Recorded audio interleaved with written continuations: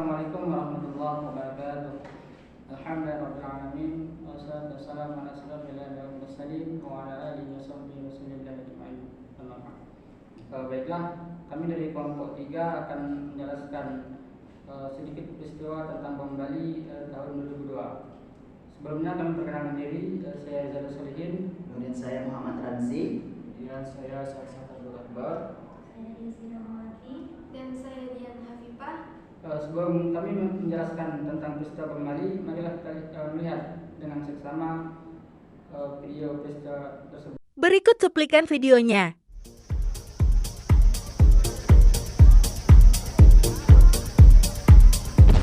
Ledakan pertama terjadi di depan diskotek Sari Club di Jalan Legian, Kuta.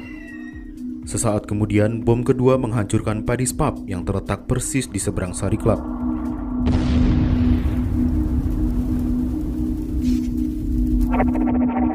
Bom beruntun ini memicu kebakaran Sari Club, Paddy's Pub, dan bangunan Panin Bank yang terletak persis di depan Sari Club.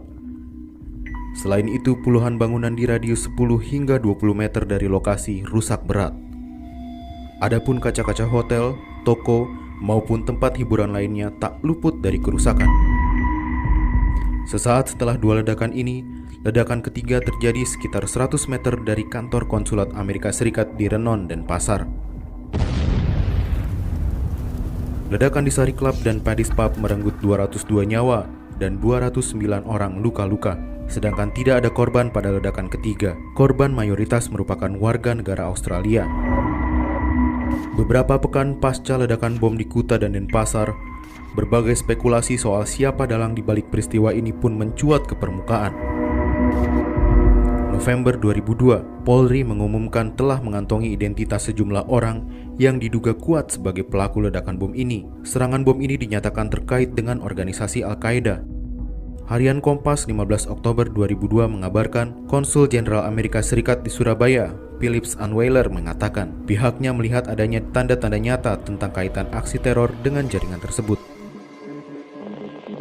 Dari puluhan tersangka, setidaknya ada 7 orang yang memiliki profil mencolok: Amrozi, Imam Samudra, Ali Imron, Ali Gufron, Dr. Azhari, dan Dul Matin.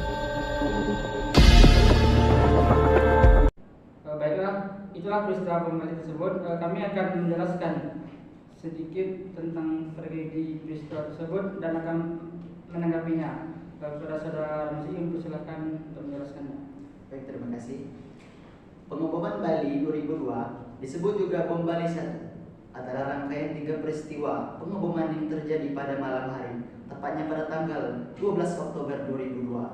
Dua ledakan pertama terjadi di Paddy's Pub dan Sari Club di Jalan Legian, tepatnya di Kuta, Bali. Sedangkan ledakan terakhir terjadi di dekat kantor Konsulat Jenderal Amerika Serikat, walaupun jaraknya cukup berjauhan. Rangkaian pengeboman ini merupakan pengeboman pertama yang kemudian disusul oleh pengeboman dalam skala yang jauh lebih kecil, yang juga bertempat di Bali pada tahun 2005. Tercatat 203 korban jiwa dan 209 orang luka-luka atau cedera. Kebanyakan korban merupakan wisatawan asing yang sedang berkunjung ke lokasi yang merupakan tempat wisatawan tersebut. Peristiwa ini dianggap sebagai peristiwa terorisme terparah dalam sejarah Indonesia. Baiklah, itulah penjelasan peristiwa bom Bali, dan kami akan menanggapi peristiwa tersebut yang akan ditanggapi oleh saudara kita kepada saudara. Peristiwa bom Bali terjadi karena para teroris menganggap bahwa Bali adalah pusat maksiat dan lokasi yang tidak sesuai dengan ajaran Islam. Jadi mereka menganggap lokasi tersebut adalah lokasi yang tidak sesuai dengan ajaran Islam. Maka lokasi yang tidak memakai syariat Islam adalah tempat jahiliyah, dan maka tempat itu tauhid, maka berhak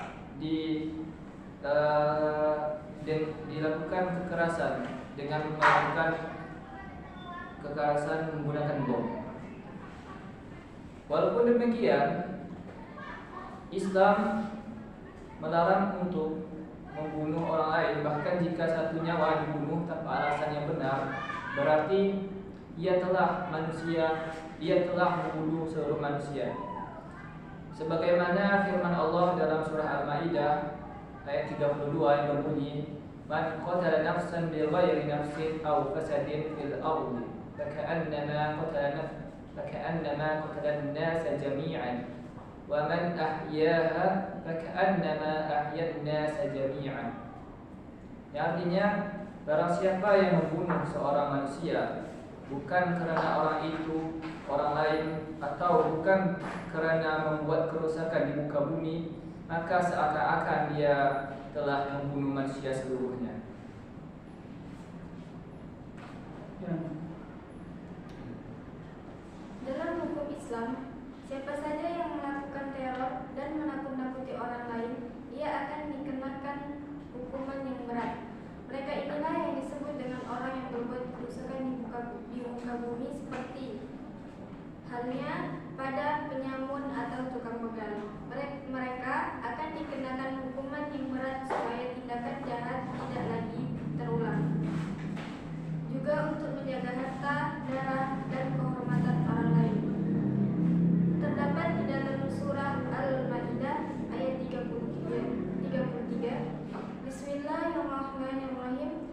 Innama jazaa'ul ladzina yuharibuna Allah wa rasulahu wa yas'una fil ardi fasada ay yuqattalu aw yusallabu aw tuqatta'a aydiyahum wa arjuluhum min khilafin aw yunfaw minnal ard. Dzalika lahum jazaa'un fid dunya wa lahum fil akhirati 'adzabun 'adzim.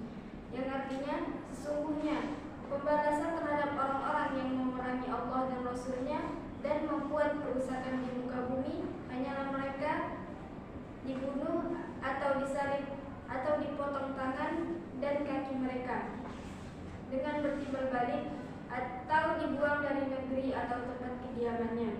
Yang demikian itu sebagai suatu penghinaan untuk mereka di dunia, dan di akhirat mereka beroleh siksaan yang besar. Quran surah Al-Maidah ayat 33. Ayat di atas menunjukkan bahwa meneror atau tindakan terorisme terlarang dalam Islam.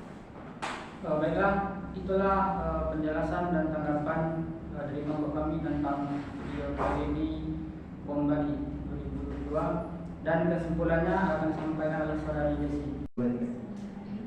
Baiklah, adapun kesimpulannya, pertama, tindakan pengeboman yang sangat tidak manusiawi dan bertentangan dengan agama. Dan juga kasus ini adalah kasus pelanggaran HAM yang berat karena menyangkut masalah nyawa manusia. Kedua, ada banyak korban yang semuanya tidak bersalah dan tentu menjadi duka mendalam bagi banyak orang dan keluarganya. Baiklah, kita pemaparan dari kelompok 3 kami bahwasanya peristiwa tersebut sama sekali tidak patut dicontoh dan semoga tidak terulang lagi. Sekian, terima kasih. Assalamualaikum warahmatullahi wabarakatuh.